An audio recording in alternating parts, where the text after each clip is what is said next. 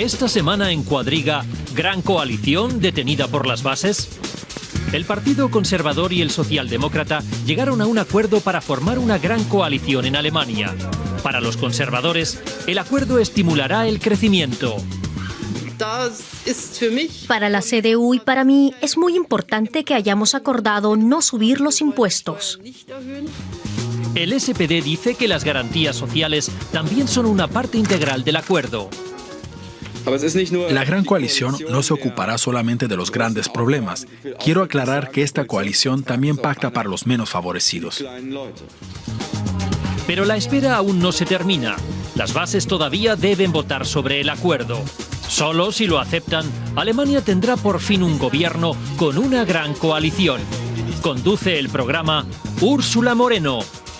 Hola, ¿qué tal? ¿Cómo están? Les doy la más cordial bienvenida. Pues aquí está, por fin, el pacto de coalición. 185 páginas.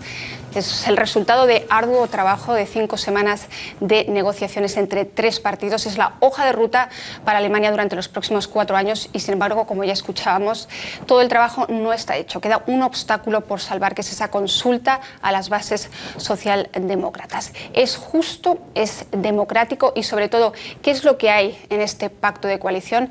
De todo ello me gustaría hablar con mis invitados, que paso a presentarles. Roland Pichler es nuestro periodista alemán en esta ronda. Trabaja como corresponsal de temas económicos en Berlín para el diario Stuttgarter Zeitung. Estudió periodismo en Múnich y vivió en Argentina. Es un experto en la crisis económica y financiera que atraviesa Europa. Rodrigo Zuleta, periodista de origen colombiano, comenzó su carrera en el diario La Prensa. Este doctor en filología por la Universidad de Bochum integra desde hace 15 años la redacción de la agencia de noticias española EFE como corresponsal en Alemania. Y Laura Lucchini, periodista italiana, se formó en Milán, Madrid y Buenos Aires. Trabajó para El País, La Unità y L'Espresso. Actualmente escribe desde Berlín como corresponsal para el diario argentino La Nación y el italiano L'Inchiesta. Bienvenidos a los 3, gracias por estar aquí. Este pacto de coalición lo presentaba Merkel, Seehofer, Gabriel esta semana, y decía Merkel: somos una gran coalición para afrontar grandes retos. Roland, tú como periodista alemán, ¿realmente hay grandes retos dentro de este pacto de coalición? ¿Qué te parece? Es la pregunta grande. A mi forma de ver, no es, aunque hay que ver, es un contrato ahora, es el comienzo. Se puede después quizás crecer otras ideas, pero lo que acá escribieron en esas 185 páginas es un poco que todo el partido dio algunos regalos a sus votantes. Y la suma de esos regalos no es un programa muy favorable a mi forma de ver para los próximos años. Es decir, un poquito para todos, en cierta manera algo de clientelismo, pero es necesario, yo creo que para explicarle a nuestros espectadores latinoamericanos, un pacto de coalición de 185 páginas. Adenauer, el pacto de coalición de Adenauer creo que tenían apenas 7 páginas. ¿Hace falta entrar tanto en el detalle? Sí, bueno, pero yo creo que desde los tiempos de Adenauer hasta ahora la democracia alemana ha avanzado bastante en cuanto a transparencia.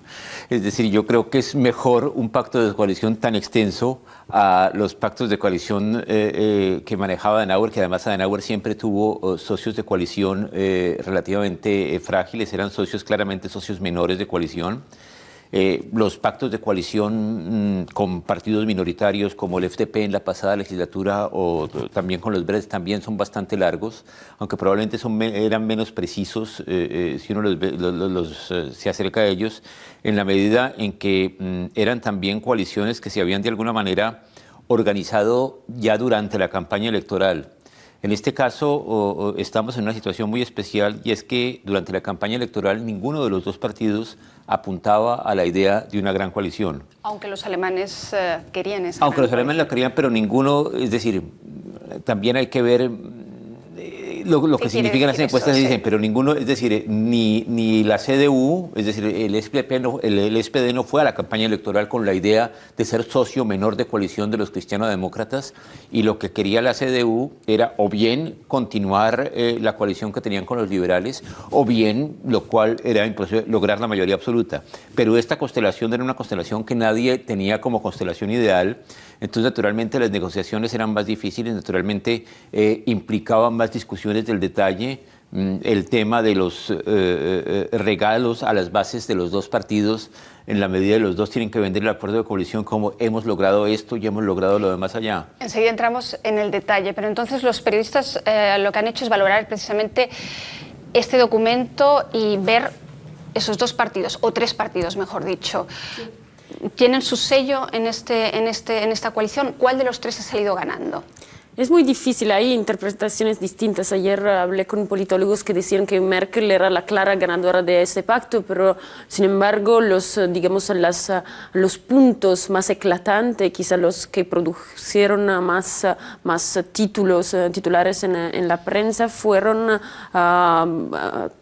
puntos de reformas sociales, de políticas sociales. Merkel pudo imponer algunos puntos centrales como su promesa de que no se aumentarán los impuestos, aunque en mi opinión eso va a ser muy difícil con las ambiciones que tienen en ese programa electoral, pero lo puso negro sobre blanco en ese pacto, y también pudo mantener su línea europea, o sea, la receta de la austeridad, el no a la mutualización de la deuda, a los eurobonos, y también pudo contener digamos, algunas de las peticiones más pujantes de la socialdemocracia. Sí, hay una cosa que me gustaría apuntar sobre, que me pareció muy interesante, algo que dijo Laura ahora, que fue que la ganadora, según muchos politólogos, es Merkel. Ojo, es Merkel, no necesariamente la CDU. Es una cosa muy curiosa, de alguna manera, Merkel juega en todas estas negociaciones, de alguna manera, en una propia liga. Y si uno mira lo que han sido los 8 años de Merkel, ella se presentó hace 8 años por primera vez a las elecciones con el programa de bajar los impuestos. Y en la primera legislatura lo subió. Subió el IVA, subió el impuesto al máximo. En un momento de crisis en ese momento, pero en todo caso, en la segunda también otra vez sí iban a bajar los impuestos, sí iba a ser posible hacer una declaración de impuestos en una pequeña hojita donde se ponen las cervezas. No los bajó porque todo dependía de la situación. Sí, todo dependía de la situación presupuestaria, era la idea. Ahora ya la promesa no es vamos a bajar los impuestos, sino no los vamos a subir. Y yo creo que se puede pronosticar que en 4 años la CDU ya antes de la campaña electoral va a decir que, o no la CDU, sino Merkel va a decir que va a haber que subir determinados impuestos y que a eso, como dice ella siempre, no hay alternativa. Claro. Pero eso refleja mucho también lo que es la CDU en la medida que ha sido un partido que no ha sido un partido realmente de programas, ha sido un partido bastante pragmático, ha sido un partido que ha estado durante mucho tiempo en el gobierno, y Adenauer decía siempre, a mí qué me importa lo que dije ayer. Y yo creo que Merkel de alguna manera seguía por la misma cosa. En cambio, el Partido Socialdemócrata es un partido que vive de su programa, y además entrando como socio claramente minoritario en una gran coalición, tiene que vender de algunos puntos muy concretos a sus electores. Y esos puntos concretos, entre otros, son el salario mínimo interprofesional, que realmente, desde mi punto de vista, quizás, me gustaría saber qué piensa Roland, es quizás lo más revolucionario de este programa. Es algo nuevo que nunca había en Alemania, un salario mínimo decidido por ley, por el gobierno, que hasta ahora no había, y creo que se puede decir que Merkel ahora hace el contrario, lo que había prometido hace 8 años, en el año 2005, cuando asumió su canciller. Y es un poco el riesgo también de ese programa, porque Alemania siempre pide reformas de todos los estados europeos, por ejemplo, en el sistema jubilatorio, en el sector laboral, y ahora Alemania hace el contrario, lo que pide de los otros. Es decir, eso que pide al sur de Europa, es decir, ajustaros el cinturón, ajuste fiscal al máximo, sí. Y ahora Alemania empieza a gastar. Quiero mencionar un ejemplo. Por ejemplo, la edad mínima del sistema jubilatorio está bajando ahora a 63 años, de 65 a 63. Y Alemania pide de muchos miembros europeos que hagan reformas en el sistema jubilatorio. Ahora Alemania no es más un ejemplo en ese sentido. Sí, pero creo que hay que aclarar, esa reforma de la ley de la jubilación a los 67 años es solo para el caso excepcional de que un trabajador haya cotizado durante 45 años. En esa medida la regla seguirá siendo la jubilación. No ahora a los 67, ahora creo que estamos en los 65 y 9 meses, una cosa así. Fue una cosa que se fue ascendiendo paulatinamente, etcétera, etcétera. El tema del salario mínimo es muy interesante y muy difícil de explicar hacia afuera. La medida nunca había existido porque era la idea de la autonomía de los agentes sociales, sindicatos y la patronal tienen que fijar ellos mismos sus salarios, pero de alguna manera es una cosa que terminó surgiendo como reacción a ciertas repercusiones de la Agenda 2020 de Schröder, de las reformas, que fue una flexibilización del mercado laboral y que durante la campaña electoral pasada hubo una cosa muy curiosa. Todos los planteamientos de los socialdemócratas eran planteamientos de alguna manera para paliar determinadas repercusiones de las reformas de Schröder, mientras que la CDU y incluso los liberales parecían que su político histórico hubiera sido Schröder y estaban defendiendo sus reformas. Aunque los socialdemócratas, sin embargo, nunca se han sentido realmente orgullosos de la Agenda 2010. No, por el contrario, de alguna manera se han estado distanciando permanentemente de la y de alguna manera Merkel ha tenido la habilidad política de asumir la herencia de Schröder y prácticamente reclamarla para ella, ya desde su primera legislatura. Y después, si uno ve lo que ha hecho Merkel en los últimos 8 años, primero durante la Gran Coalición y luego de que ella reclama que Alemania va bien gracias a las reformas que se han hecho, todas esas reformas se hicieron durante los 7 años del gobierno rojiverde. Por ahí va, salvo la de la jubilación a los 67 años. Esa sí durante Rodrigo, la por ahí va mi próxima pregunta, y es precisamente, muchas voces críticas han dicho que este pacto de coalición hace retroactiva toda esa Agenda 2010, que según muchos expertos económicos es lo que ha hecho fuerte a Alemania durante estos últimos años. ¿Te parece que es un retroceso? Lo que intentó hacer el SPD con las propuestas que logró imponer fue precisamente corregir esta Agenda 2020 que le causó muchas críticas en interiores y también le causó la pérdida de su base electoral, parte de su base electoral. Con estos puntos como el salario mínimo y también la limitación de los contratos temporales a 18 meses, el SPD busca corregir la Agenda 2020 que introdujo contratos temporales, precisamente contratos atípicos, mini-jobs, que han sido muy criticados y son apuntados como la causa de una brecha social en aumento. No veo, pero en ese programa electoral, ninguna reforma pensada de manera muy general para abordar, por ejemplo, ese problema de la brecha social en aumento. Digamos, el SPD logró imponer puntos muy eclatantes a nivel de titular, pero no hay un concepto más grande detrás, lo que hace falta. Desde este punto de vista, yo creo que al SPD le falló algo, ¿no? Apuntó a hacer aprobar su contrato a sus bases para poder gobernar en gran coalición, pero no creo que se pueda decir que es una victoria socialdemócrata. Sin duda, Alemania tendrá un gobierno un poquito más social desde estos puntos de vista. Es decir, falta la brecha social, soluciones contra esa brecha social en Alemania, falta quizás también abordar el reto demográfico y, sin embargo, vean el siguiente informe que hemos preparado y algunos puntos importantes que sí que contiene este pacto de coalición. Angela Merkel continuará con su política para estabilizar el euro.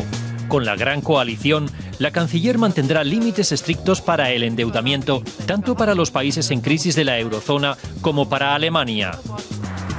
La Gran Coalición de Gobierno invertirá miles de millones en los sistemas de transporte de Alemania. Los partidos también acordaron incrementar la inversión en investigación y desarrollo. El cambio de modelo energético seguirá adelante, pero con más lentitud que lo exigido por el SPD. Reformas en el mercado laboral incluyen la introducción de un salario mínimo.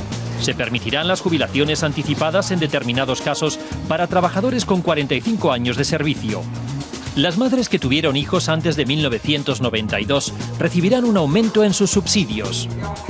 Para los críticos, las propuestas de reforma jubilatoria apuntan a favorecer a los mayores a expensas de los más jóvenes. Pues todas estas propuestas, según decían los líderes políticos de los tres partidos, costarán aproximadamente 23.000 millones de euros adicionales durante la próxima legislatura. Y la pregunta que hacen todos los periodistas estos días es cómo piensan financiar estos 23.000 millones de euros sin subir los impuestos, principal promesa de Merkel, y sin contraer nueva deuda en el 2015.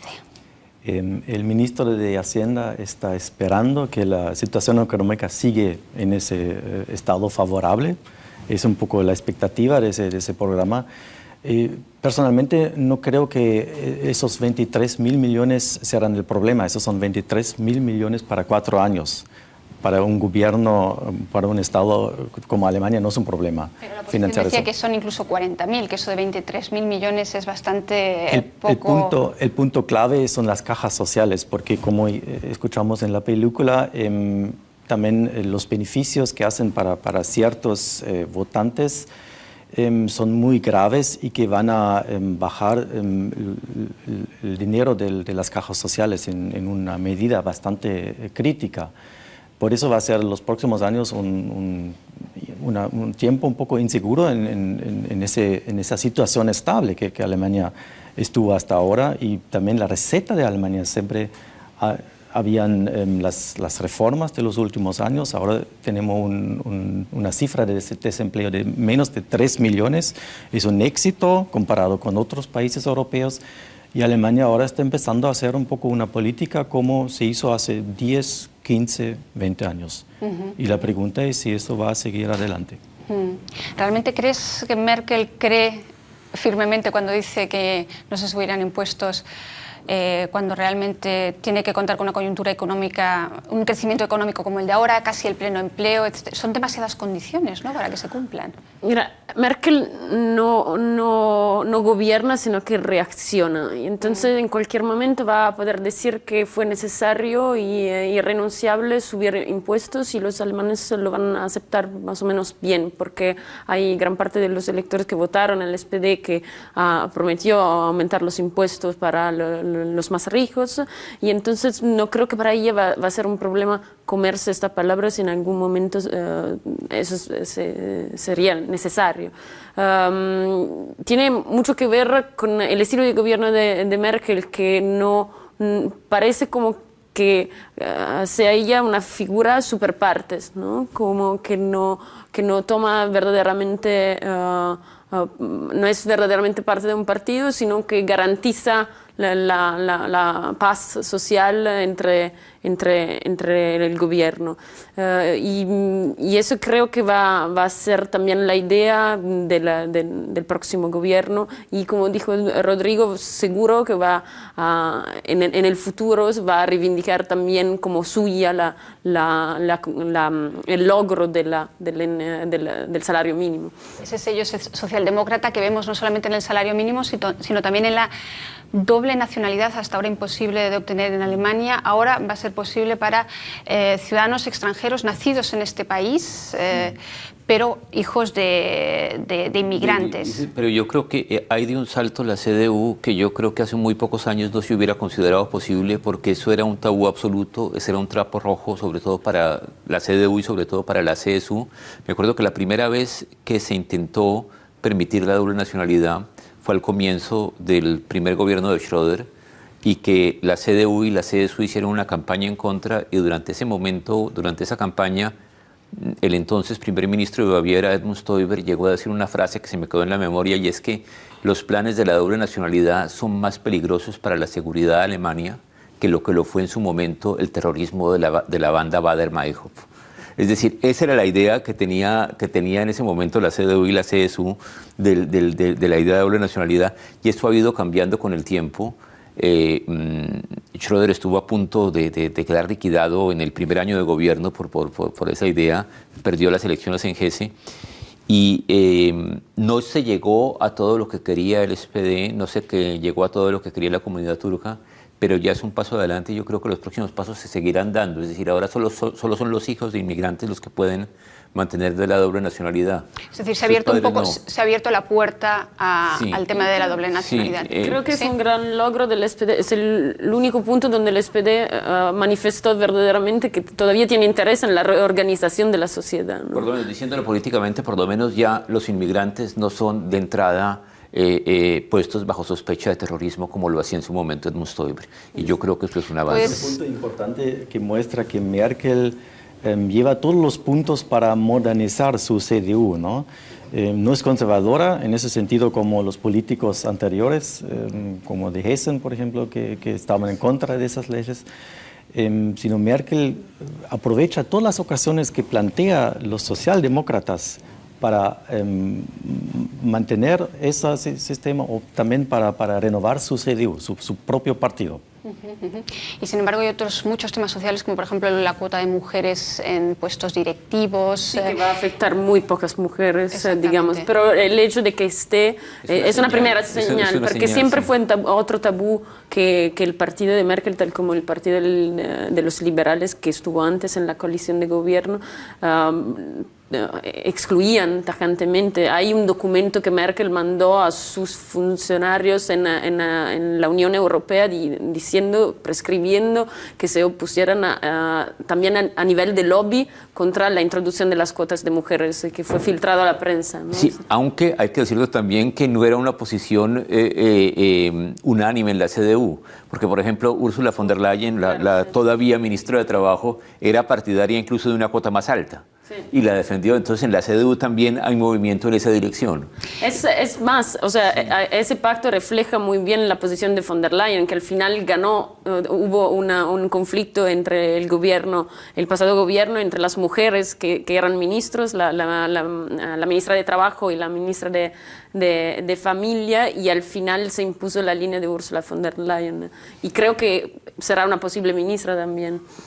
¿Y qué hay de la visión de la familia? Los socialdemócratas querían imponer esa equiparación real de derechos entre homosexuales y heterosexuales, parejas homosexuales y parejas heterosexuales. No lo han logrado. Aquí el gobierno siempre va a cola del Tribunal Constitucional, que es el que marca la línea. ¿Por qué es tan difícil para la CDU salir de esa visión tradicional y conservadora de la familia? El tema grave para la CDU es que hay muchos críticos adentro de la CDU, los conservadores, que critican a Merkel, que es muy moderno en su sentido, ¿no? Que aceptó muchas novedades, como por ejemplo de dar ventajas financieras a las parejas gay, que está declarado ahora por la CDU. Y para muchos ¿Ventajas financieras o sencillamente los mismos derechos? De los impuestos, ¿no? Del sistema de impuestos. Eso para muchos conservadores en la CDU, ellos no tienen más su patria, ¿no? ¿Dónde quedó ese partido? Ellos buscan un poco las grandes líneas que antes tenían, y por eso Merkel entre esos puntos está siempre buscando su situación que le favorece en el momento. Salgamos un poquito ahora de Alemania y veamos un poco cómo miran el resto de países el próximo gobierno alemán, sobre todo en Europa, donde Alemania claramente tiene un rol de liderazgo. Hay todo un capítulo dedicado a una Europa fuerte, así se llama el capítulo, así reza el título de ese capítulo, y quiero citar algo que dice: haremos todo lo posible por restablecer la confianza en la viabilidad de la Unión Europea, haremos todo lo posible por superar la crisis en Europa. Y finalmente el párrafo termina diciendo: para ello la UE necesita instituciones que puedan actuar. ¿Significa esto que van a delegar más competencias en Bruselas? ¿Es esa la intención de este gobierno o no? Más Europa pero sin delegar poder en Bruselas. Creo que ese será un objetivo a largo plazo. Para los próximos 4 años no veo esa posibilidad, porque todos están metidos en el tema de la crisis todavía. Y mi pronóstico es que este gobierno próximo va a seguir con la misma política que vimos los últimos 4 años, que no va a hacer muchos cambios en la política hacia Europa. Se remarca muy bien también en este texto el valor de la aprobación en los parlamentos nacionales, es decir, en el Parlamento alemán. Es decir, las instituciones podrán también tener más poder, pero la última palabra la va a tener el Parlamento alemán en este caso. Quiero decir, yo no veo grandes revoluciones a nivel europeo desde ese programa electoral. Es decir, que la última palabra la van a seguir teniendo Hollande, Merkel, Cameron. Sí, o el Tribunal Constitucional alemán. Pero ¿ves quizás alguna intención, o Rodrigo, tú ves alguna intención de cambiar? O sea, ahí ya lo comentaba antes Laura, no habrá eurobonos, se van a seguir imponiendo o exigiendo un ajuste fiscal a los países del sur de Europa. ¿Hay algún cambio? Los eurobonos en ningún momento estuvieron realmente en discusión, Bueno, ni siquiera los durante las socialdemócratas un poco... No, pero eso no eran eurobonos, sino eso era otra cosa, era la idea de esa mutualización de la deuda a través de un fondo de amortización, que era una idea que técnicamente me parecía que funcionaba bastante bien, la idea de que toda la parte de la deuda de cada país que estuviera por encima del 60% se echara en un fondo común y se vendieran títulos de esa deuda, y ahí participaban sobre todo Alemania, España, Italia, eran los principales participantes, y eso hubiera sido un camino que no, hubieran sido una especie de eurobonos light, que hubiera ayudado a que se cumplieran los criterios fundamentales del Tratado de Maastricht, que Alemania tampoco lo cumple, que es el de que el de tope máximo de la deuda tiene que estar en el 60% del PIB, porque ha habido una obsesión durante mucho tiempo con el 3% del déficit, pero el criterio de la deuda es una cosa que normalmente sí ha estado manejando con mucha más discreción y con mucho menos escándalo, que ha sido interesante. Esto lo propusieron los socialdemócratas y ahí no había posibilidad de negociación con la CDU. Yo creo que el camino va a seguir siendo el mismo, la idea de la austeridad, la idea del ajuste fiscal, pero el tema fundamental de los próximos 4 años yo creo que va a ser el tema de la reestructuración de los bancos y de las ayudas de los bancos. ¿Cómo se van a dar las ayudas a los bancos en crisis? ¿Quién va a responder en primer lugar? Alemania tiene la idea, y yo creo que se va de la cascada de responsabilidades, de manera que Europa solo entre a la ayuda directa a los bancos como un último recurso cuando ya han pasado por delante, es decir, los propietarios de los bancos, los ahorradores.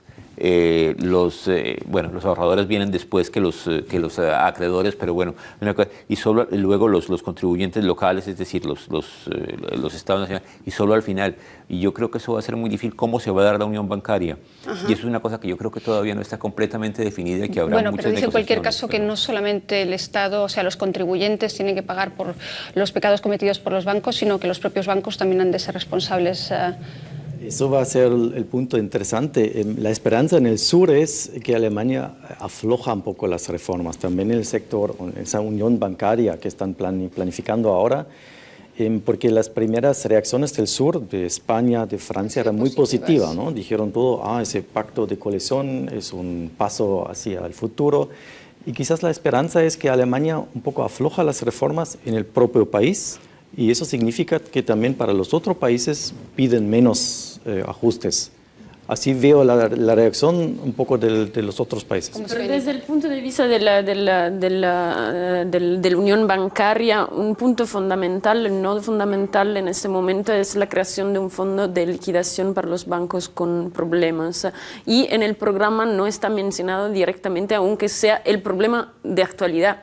El hecho de que no esté mencionado directamente quiere decir o que no hay interés de Alemania en solucionar el tema a corto plazo, o que no hubo acuerdo entre las partes sobre ese punto, lo que va a retrasar muchísimo la unión bancaria, a pesar de que Alemania declare que su intención explícita sea la de integrar más las instituciones. ¿Y qué hay de la política exterior, que sabemos que ha sido como muy cauta en estos últimos años, en las 2 legislaturas de Merkel sobre todo?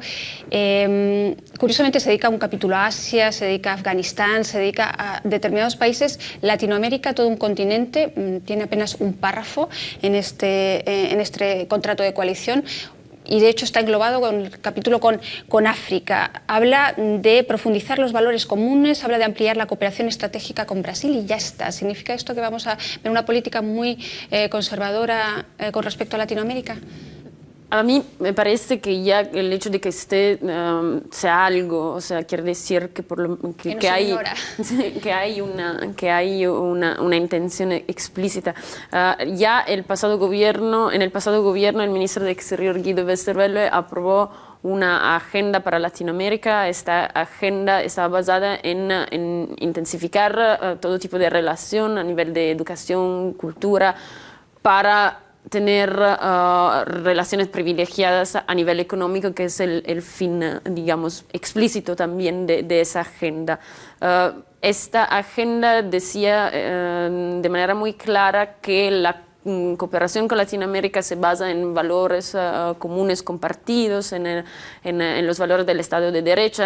Digamos, también aquí se exacto, esos valores el párrafo está totalmente copiado de aquella agenda, entonces quiere decir que esa agenda seguirá y tuvo también algunos, tiene algunos resultados muy prácticos. En Alemania, en Berlín se hicieron conferencias para empresarios de Latinoamérica. Esas conferencias aumentaron la presencia de empresarios el año pasado. Habló el presidente de Ecuador, Correa, en Berlín. Pero, es decir, estos encuentros empresarios, de alguna manera, hay una cosa, de alguna manera, durante la iniciativa para Latinoamérica, durante la pasada legislatura, de alguna manera puso eso en el orden del día y lo hizo más, pero esos encuentros empresarios se habían dado siempre. Sí. Es decir, es una cosa de la iniciativa de la industria alemana para Latinoamérica, que es un grupo de empresarios que tiene relaciones con América Latina y que lo organiza una vez al año y que todos los años viene un jefe de Estado latinoamericano o tratan de hacerlo venir para que hable ante empresarios alemanes. Y yo creo que ahí, no solo en el tema de Latinoamérica, sino en general en el tema de política exterior, lo que está en el acuerdo es bastante vago en la mayoría de los casos, en la medida en que hay una continuidad. Si no hay deseo de cambiar mayores cosas, entonces todo va a seguir igual. Las cosas cambian en casos puntuales, como el caso de Afganistán, en donde hay tareas pendientes concretas. Entonces ahí se hace mucho más preciso el acuerdo de coalición, aunque tampoco ha habido en ningún momento un desacuerdo radical entre estos dos partidos. Creo que es algo muy típico también que Alemania hace un contrato de 185 páginas y tiene un capítulo también para Latinoamérica, para África, para Asia. Eso muestra con qué detalle acá están trabajando, pero hay que ver, la realidad es otra. Después de un mes, después de 6 meses, nadie va a mirar más a ese contrato, sino quizás de vez en cuando vamos a mirar adentro, pero la política práctica va a ser otra que en ese contrato. Por eso no hay que sobrevaluarlo, ¿no? Pero desde luego es algo que es obvio que Alemania, digamos, una de las razones por las que pudo salvarse de la crisis fue también su posicionamiento en ciertos mercados emergentes. Entre ellos hay Latinoamérica, y entonces va a intentar reforzar esta posición. Y creo que el interés es sobre todo económico y va a marcar, digamos, la política exterior en ese sentido. Ya lo mencionábamos al principio que no basta con haber hecho este trabajo, todavía no hay gobierno en Alemania, todavía queda la consulta con las bases socialdemócratas. Hablabas de la industria alemana no ha recibido con muy buenos ojos este pacto de coalición, pero los sindicatos sí.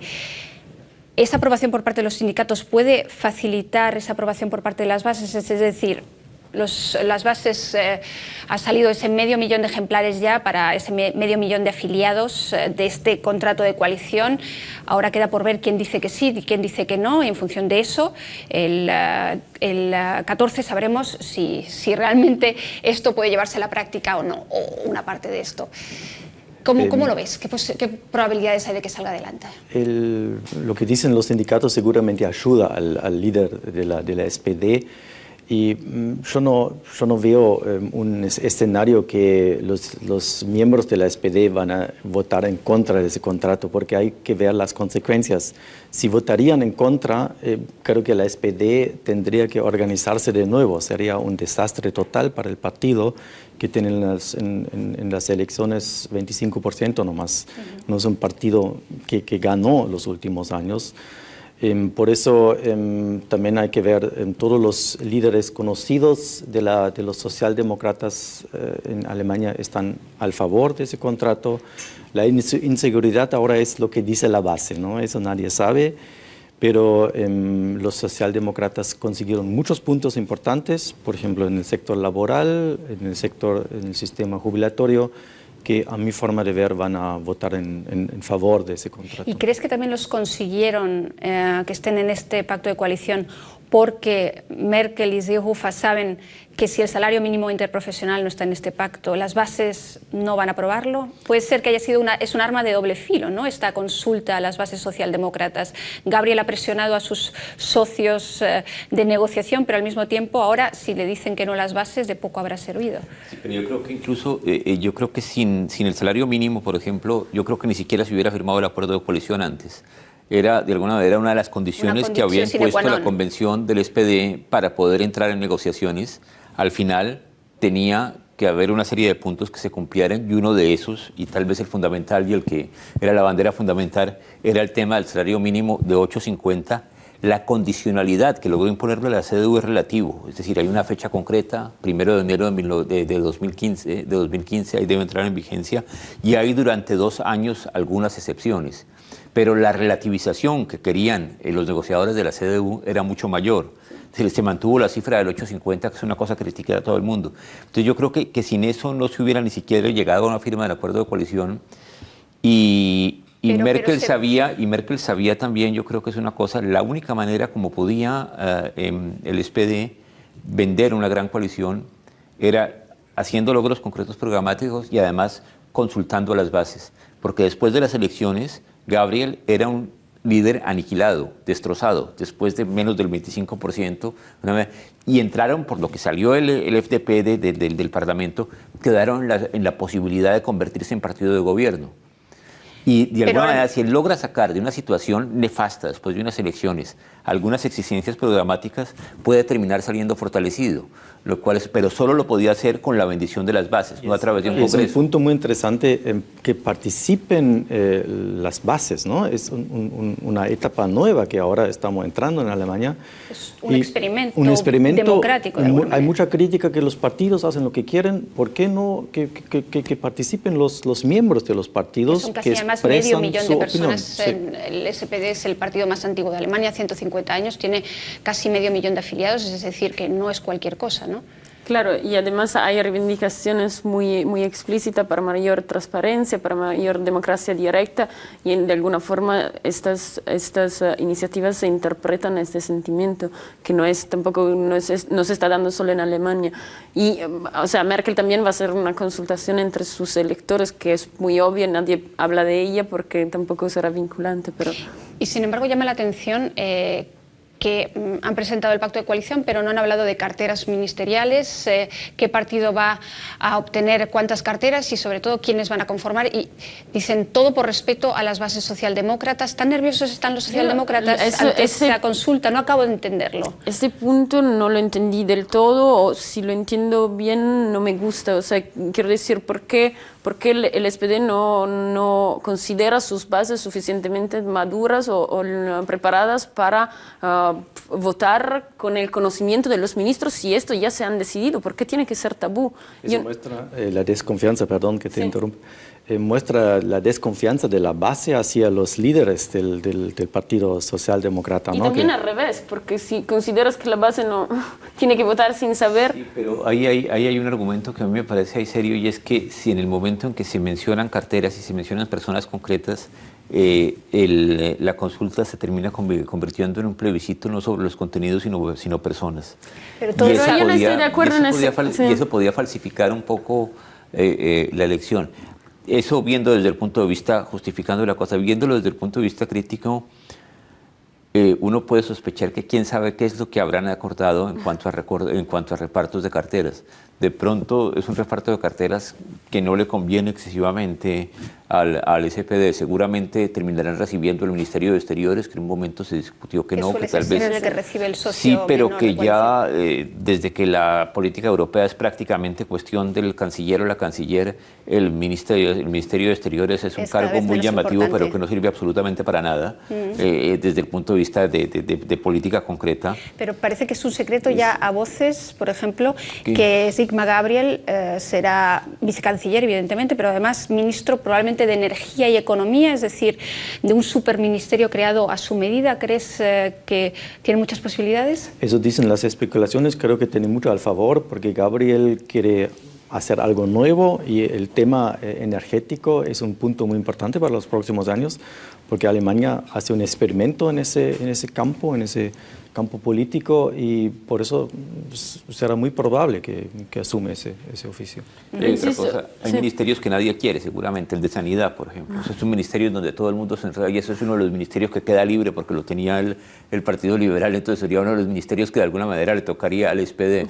Y el lío que hay siempre en Sanidad sanidad es tal que no hay ministro que salga bien librado de ahí. Entonces, de alguna manera, si las bases bien nos toca sanidad, es decir, es una cosa que no funciona muy bien, perdona.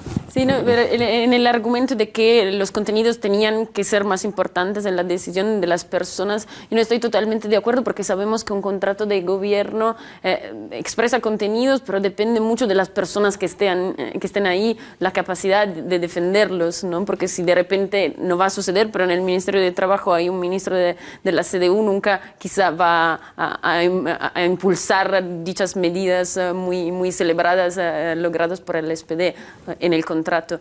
Entonces, creo que una votación habría sido más equilibrada sabiendo los ministros que si es verdad que ya han sido decididos. Bueno, se va a especular muchísimo estos próximos días sobre esos nombres y esos ministerios. Recordemos que del 6 al 12 los socialdemócratas, los miembros del partido, tienen la posibilidad de votar a favor o en contra de ese contrato de coalición, y el 14 conoceremos los resultados, y si todo va bien, y hasta ahora desde luego los alemanes cumplen con su cronograma, el 17 se reelegiría a la canciller Merkel y Alemania por fin tendría gobierno después de casi 3 meses. Ahora bien, si las bases socialdemócratas dicen que no, ¿qué escenario veis como más posible después del 14, Laura? Yo creo que lo más probable sería en esta situación que Merkel se haga responsable de liderar un gobierno de minoría que quizá podría ir a elecciones anticipadas después de 2 años de gobierno. Es decir, la mayoría de las leyes que se aprueban en Alemania no necesitan una mayoría simple en el Parlamento. Ella va a poder lograrla con algún apoyo exterior y después podría ir a elecciones anticipadas. Roland. Eso no es muy probable, pero si la base de SPD dice que no va a ser elecciones. Elecciones anticipadas. Yo creo que también la cosa terminaría en elecciones anticipadas. Después la canciller puede ser elegida en mayoría simple, pero después de 2 vueltas en lo que no logra la mayoría, de 2 votaciones en los que no logra la mayoría absoluta, y después de una pausa que creo que es de 2 semanas para que la gente reflexione. Bueno, y nadie ha mencionado la posibilidad de gobernar con los verdes, pero eso ya lo tenemos que dejar para otra ocasión, otro programa. Desde luego dentro de 15 días seguiremos hablando de este tema. Gracias por estar ahí, gracias por seguirnos en Cuadriga. Ya saben, escriban a cuadriga@dw.de. Hasta pronto.